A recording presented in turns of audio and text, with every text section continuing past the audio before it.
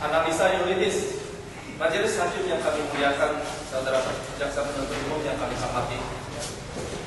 Sebagaimana telah kita ketahui bersama, dakwaan saudara jaksa penuntut umum kepada terdakwa kami adalah dalam bentuk subsidiaritas, yaitu primer pasal 50 ayat 3 huruf F, junto pasal 28 ayat 7 Undang-Undang Nomor 41 Tahun 99 tentang Kehutanan, junto pasal 55 ayat 1 ke 1 KUHP.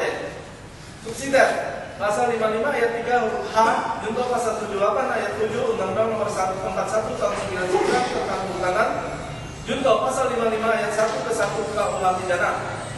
Sebelum kami sampai pada pembahasan bab 6 tentang analisa yuridis, perlu kami memberikan pernyataan tentang masalah pembuktian secara yuridis.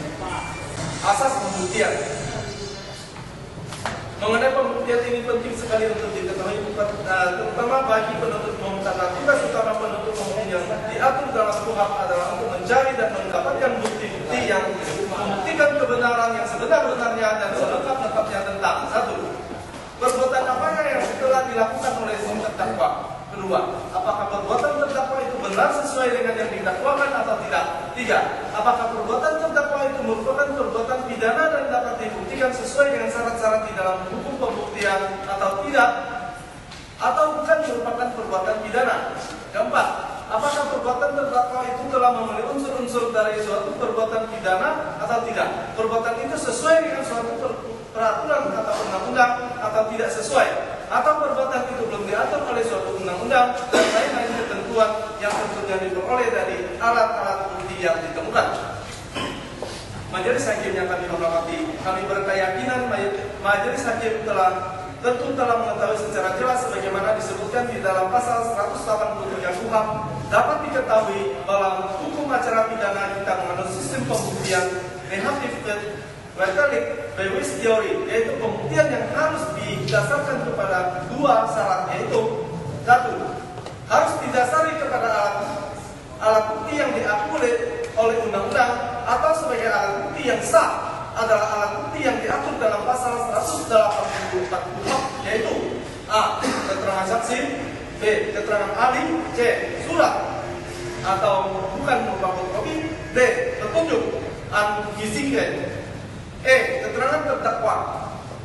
2. Negatif bebis. Pengertian negatif bebis yang dimaksud adalah oleh undang-undang adalah bahwa keyakinan hakim saja tidak cukup untuk menyatakan seseorang telah bersalah. Keyakinan hakim harus dibentuk dari paling kurang dua alat bukti yang saling mendukung. Hal ini dapat dilihat dari pasal 183 KUHP yang berbunyi sebagai berikut: hakim tidak boleh menjatuhkan putusan pidana kepada seseorang kecuali apabila sekurang-kurangnya ada dua alat bukti sah yang memperoleh keyakinan bahwa suatu tindak pidana benar-benar terjadi dan bahwa terdakwa yang bersalah melakukannya.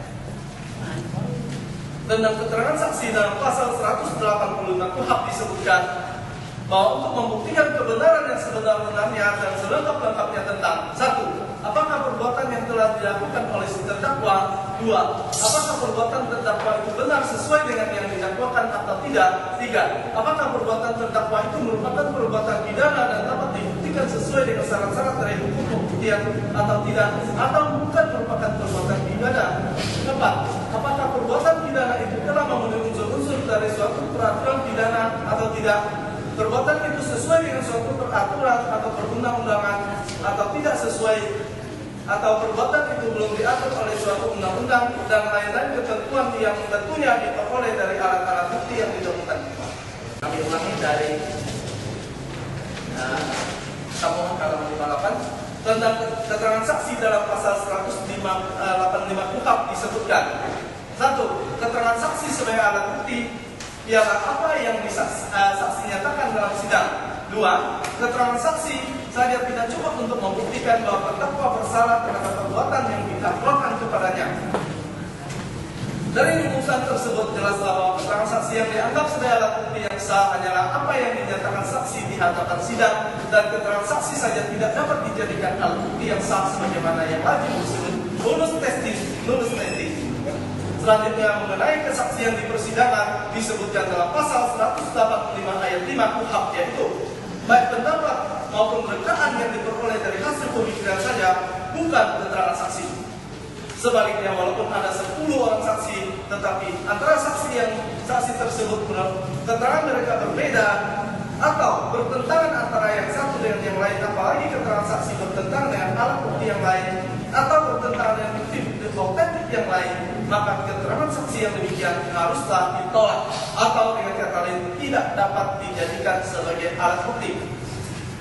Pada akhirnya pasal 191 KUHP dinyatakan secara tegas jika pengadilan berpendapat bahwa dari hasil pemeriksaan dalam sidang kesalahan terdakwa atas perbuatan yang didakwakan kepadanya tidak terbukti secara sah dan meyakinkan, maka terdakwa diputus bebas.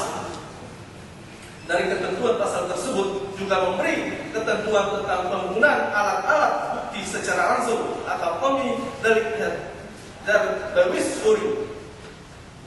Asas ini dipakai sebagai upaya untuk menelusuri material warhai kebenaran materi sebagaimana dinyatakan oleh Profesor Van Bemmelen dalam bukunya berjudul Learbook van het Straf Procesrecht 6E Herzindruk halaman 95, yaitu dalam menelusuri kebenaran materi maka berlaku suatu asas bahwa penelusuran proses yang menghantarkan kepada putusan hakim harus secara langsung dihadapkan kepada hakim dan proses secara keseluruhan diikuti oleh terdakwa serta harus diusahakan dengan alat bukti yang sempurna.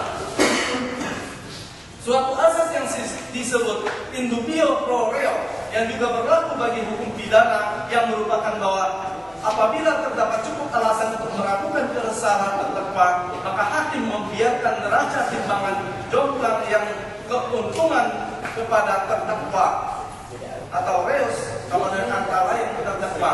Prinsip doktrin dalam hukum pidana tetap dominan dalam kehidupan diri terdakwa yang universal, karenanya hindarilah sejauh mungkin subjektivitas atas penanganan perkara yang dihadapi siapapun, baik itu berkaitan dengan masalah sosial, politik maupun ekstra interventif lainnya, sehingga ada gium bahwa lebih baik membebaskan 1000 orang bersalah daripada menghukum 1 orang tidak bersalah.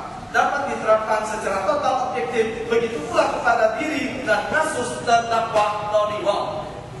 Asas tiada pidana tanpa kesalahan atau Jen Straf Zonder Schuld atau Anwijheid van alle Schuld yang sudah menjadi jurisprudensi konstan dan dapat diturunkan dari pasal 182 ayat 6 KUHP. Begitu pula menjadi doktrin dan asas tetap dalam hukum pidana Anwijheid van alle materiali, redelijkheid dan tiada pidana tanpa melawan hukum material, suatu asas yang sangat berkembang dalam hukum pidana, khususnya dalam kaitannya dengan tindak pidana khusus seperti illegal login yang sedang dihadapi oleh terdakwa. Demikian teori-teori pembuktian ini kami sampaikan bukan bermaksud untuk menghurui majelis hakim yang kami hormati, tetapi kami merasa sangat penting untuk menuangkan dalam pembelaan ini karena saudara jaksa penuntut umum sudah terlalu jauh menyimpang dari cara-cara pembuktian yang dimaksud oleh hukum pembuktian yang diatur dalam kitab undang-undang hukum acara pidana yang ditaati